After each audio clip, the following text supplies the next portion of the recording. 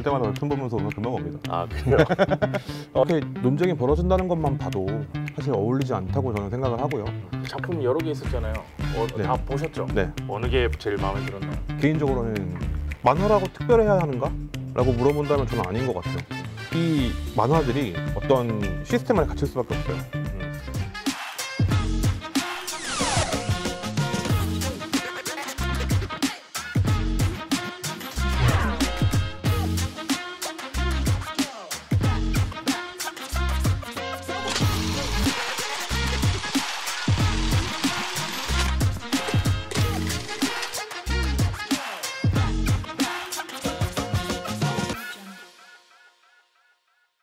제23회 부천국제 만화축제 세미나 중 하나입니다. 플랫폼 시대의 독립만화. 오늘은 이재민 평론가 모시고 얘기를 한번 나눠보도록 하겠습니다. 안녕하세요. 네, 안녕하세요. 부천까지 오신다고 고생 많으셨습니다. 지하철 타면 금방 오니까요. 아, 그래요? 멀지 않아요? 좀 올 때마다 힘든데? 저 올 때마다 웹툰 보면서 오면 금방 옵니다. 아, 그래요? 이재민 평론가님 평소에 그 웹툰 인사이트에서 에디터로도 활동하고 계시고, 네. 에디터라는 게 어떤 일을 하시는 거예요? 그냥 뉴스 있으면 찾아서 올리고요. 그 다음에 뭐 해외 특히 지금은 북미 쪽에 좀 집중을 하고 있는데 북미 쪽에서 어떤 이슈가 있으면 그 이슈를 좀 깊게 파서 칼럼으로 작성을 한다거나 아니면 국내 이슈도 칼럼으로 좀 만들어서 이제 올린다거나 이런 일들을 하고 있습니다. 오늘 주제는 플랫폼 시대의 독립 만화라는 주제로 할 거고, 평론가님은 독립 만화가 무엇이라고 생각하시는지 그것부터 좀 듣고 싶습니다.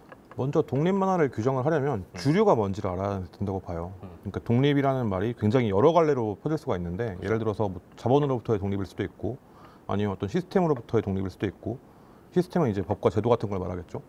아니면 뭐 주류로부터의 독립일 수도 있는데, 그 중에서 웹툰을 주류로 놓고 지금 플랫폼 중심으로 연재가 되고 있는 이 웹툰을 주류로 놓고 그것이 아닌 만화들 중에 작가들이 독자 생존하기 위해서 스스로 개척하고 있는 분야, 이 분야를 좀 한정해서 불러야 되지 않나 라고 생각을 합니다. 저 같은 경우에는 장르 만화에 속하지 않은 것들을 독립 만화다라고 저는 생각하고 있거든요. 그냥 장르에 구속되지 않을 수 있는, 이건 장르 모르겠어 이런 만화들 있잖아요.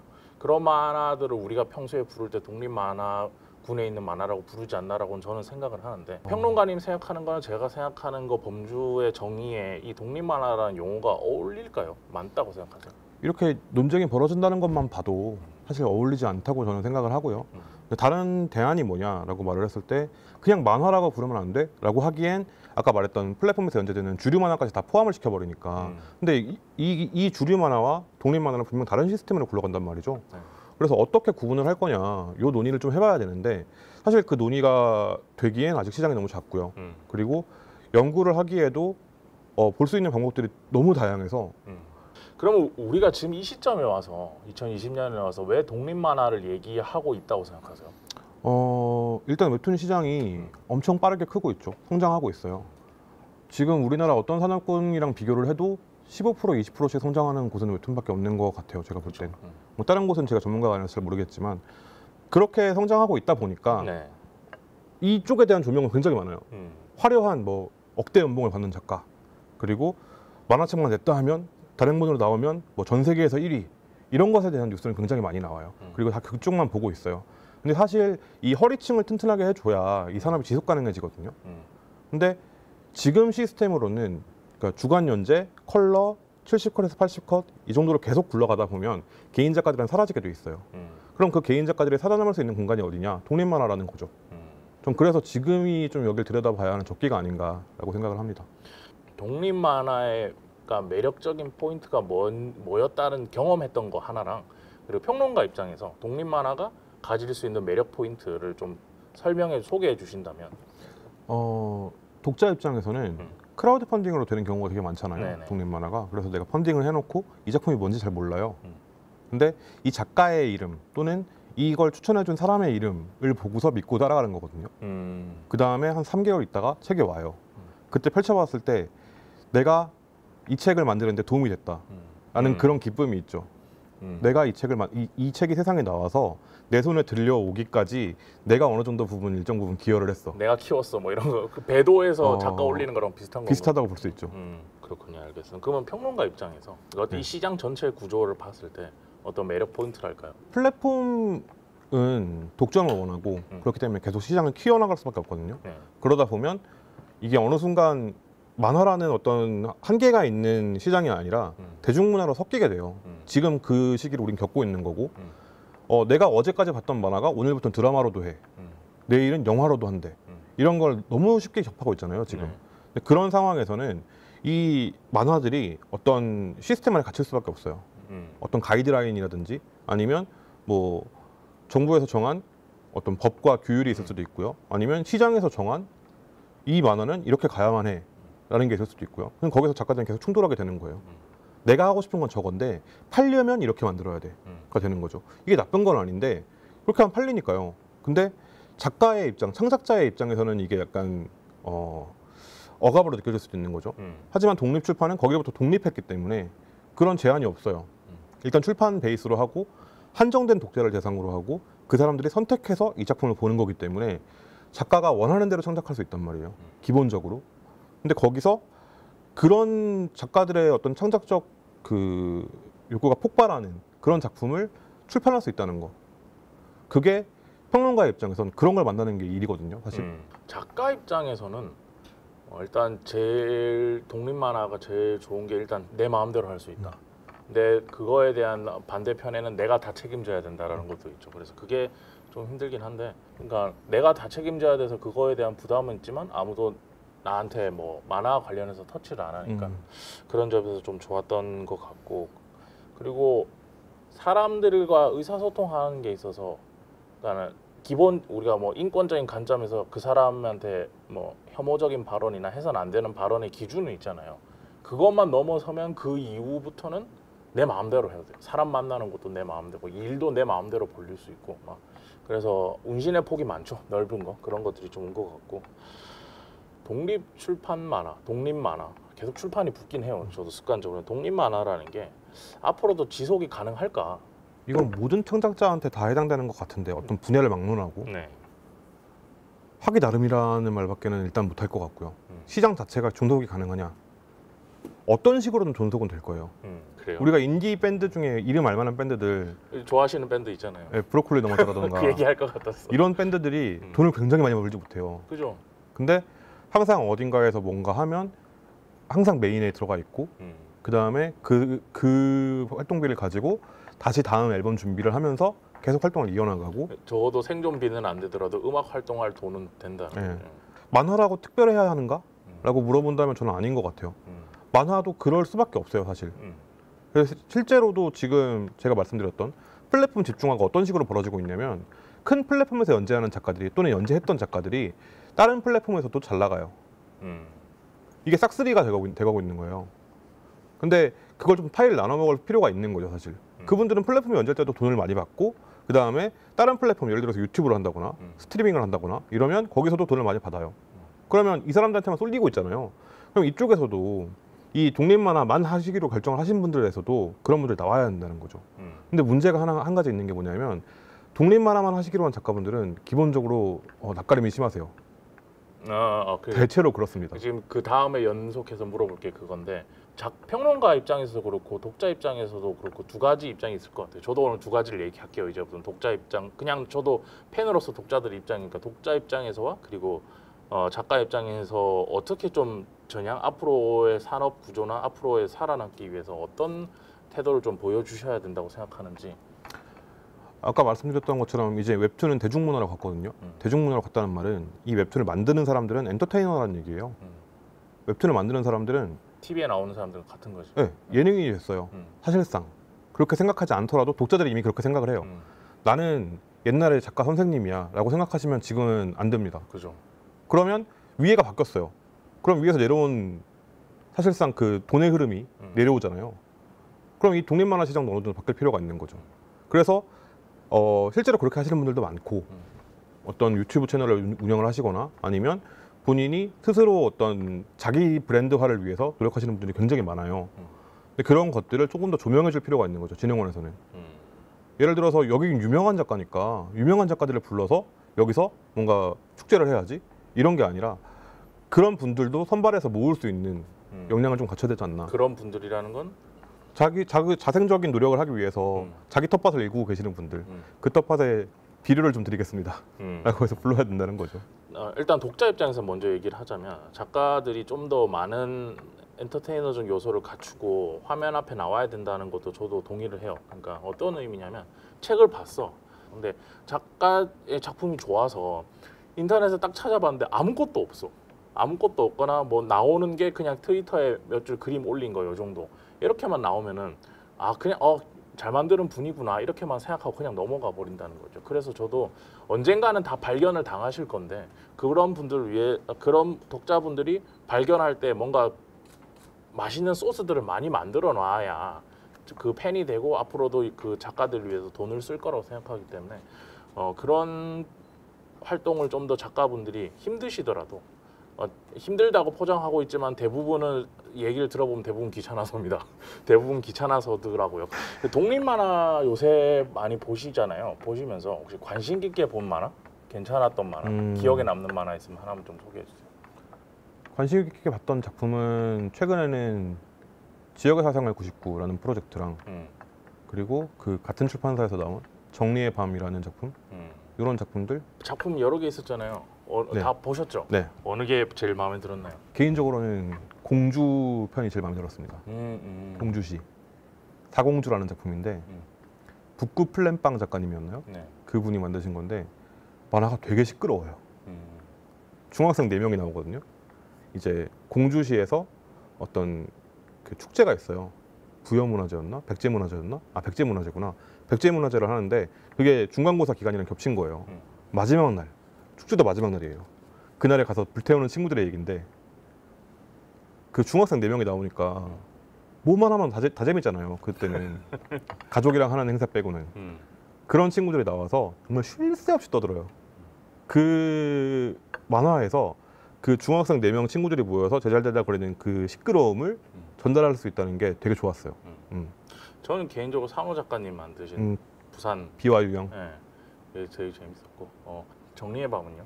정리의 밤은 불키드 작가님이 만드신 작품이에요. 근데 불키드 작가님이 작품 활동을 되게 여러 개를 하셨거든요. 근데 이 작가님의 작품을 쭉 훑어보고 있으면 이 작가님의 어떤 시기별로 내가 지금 보고 있는 것들, 내가 지금 주로 느끼고 있는 것들에 대한 생각이 담겨 있어요. 근데 이 작품은 정리의 밤은 아이를 낳고 아이를 키우면서 그리고 아내이신 그 불친 작가님을 보면서 그리고 주변 친구들을 보면서 느꼈던 점을 만화로 풀어내신 거거든요. 전 제가 딱 그 또래다 보니까 이제 친구들은 아이 낳고 그 다음에 뭐 남자애들은 계속 일을 해요. 근데 아이 낳은 친구들은 일을 쉬어요. 그러다가 일로 못 돌아가는 경우가 생겨요. 그런 걸 보면서 이게 진짜 현실이구나 라는 걸 느꼈는데 이 작품을 딱 본 거예요. 이 작품이 이제 정리의 밤이 그 친구들을 만나면서 변해버린 친구들 또는 내가 기억하고 있는 그대로인 친구들을 전국에서 만나는 얘기거든요. 보면서 이 작가님이 내가 못 봤던 부분들, 그러니까 작가로서 아니면 개인으로서 내가 몰랐던 부분들을 이렇게 포착하고 이것들을 이렇게 해석해서 나와 다른 주인공을, 여성인 주인공을 내세워서 이렇게 얘기를 하시는구나. 이 지점이 각 그 동네마다 계속 보여져요. 전 그 지점이 이게 작가 평론하는 입장에서 할 얘기가 너무 많아서 작가에 대해서 그게 되게 좋았습니다. 그렇군요. 어쩌다 보니 저도 요즘에 보는 만화 중에 저는 이 만화 꼭 소개시켜드리고 싶은데 너무 유명해서 소개라는 표현이 맞는지 모르겠는데 어쨌든 이번에 부천국제 만화 축제에서 이제 부천국제 만화 대상 받은 작품이죠. 이제 부천 만화상. 부천 만화상이라고 해야 되겠죠. 그 작품을 받은 이제 우드컨이라는 작품인데 이게 우리는 다 웹툰으로 알고 있잖아요. 우드컨이를. 근데 굉장히 출판에 있어서는 독립 출판이었어요. 출판에 있어서는 이 시무도서라는 출판사를 차리셔서 작가님들이 두 부부 작가님인데 부부 작가님께서 시무도서라는 출판사를 차리고 크라우드 펀딩을 통해서 자신들이 이 책을 냈어요. 그래서 그 책을 낸 거를 독립 출판이라고 저도 인식을 해서 작가님한테 연락을 드리고 그 책을 저희 사이드 B에도 입고를 했거든요. 그래서 보고 있으면 내용이나 서사 이런 거는 뭐 대상 받은 작품인데 좋겠지 당연히 내용은. 근데 그거보다 이 시스템 웹툰에서 연재된 작품이라도 본인이 원하면은 내려와서 자신이 출판사를 차려서 이거를 책을 낼 수 있다.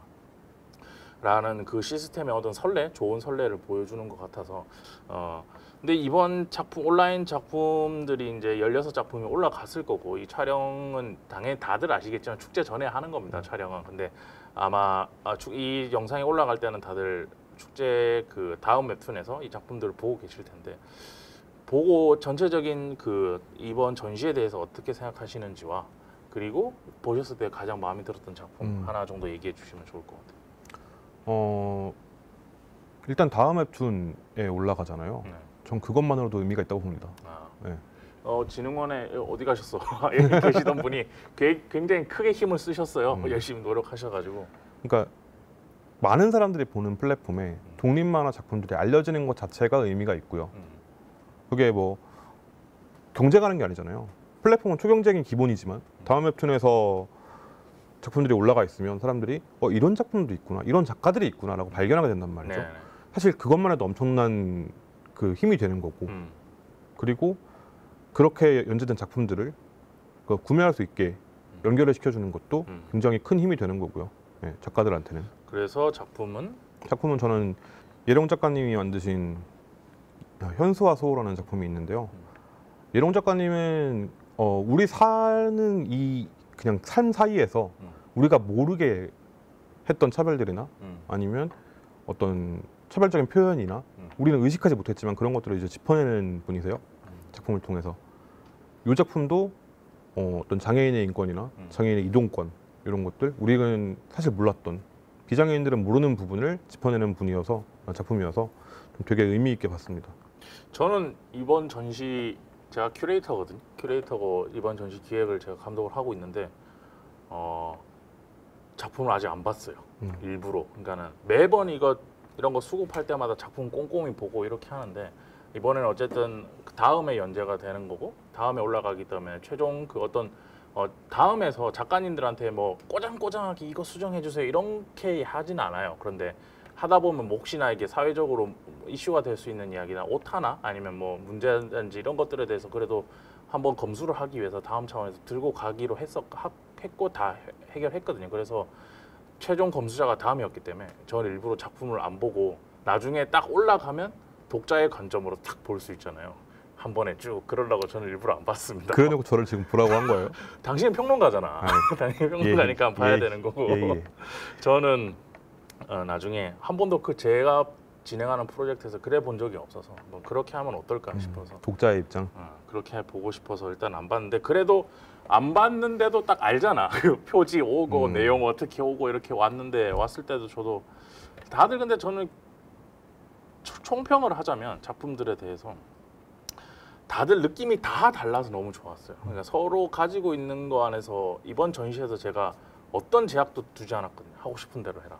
피지컬적인 19금만 아니면 된다. 그거는 어려우니까 그것만 말고는 아무것도 상관없으니까 당신이 할 수 있는 걸 뭐든지 해라 이렇게 해줬는데 각자 평소에 작업하시던 2019년도에도 계속 작업하시고 2020년에도 계속 작업하고 계시는 그 어떤 노선이랄까 그런 자신의 개성을 잘 살려서 본인들이 작품을 만들어 주신 것 같아서 저는 굉장히 좋았고 그리고 이게 독립 만화의 가장 큰 매력인 것 같아요. 그러니까 플랫폼이라고 하면 우리가 어떤 플랫폼 딱 이름을 들었을 때 생각나는 이미지들이 있잖아요.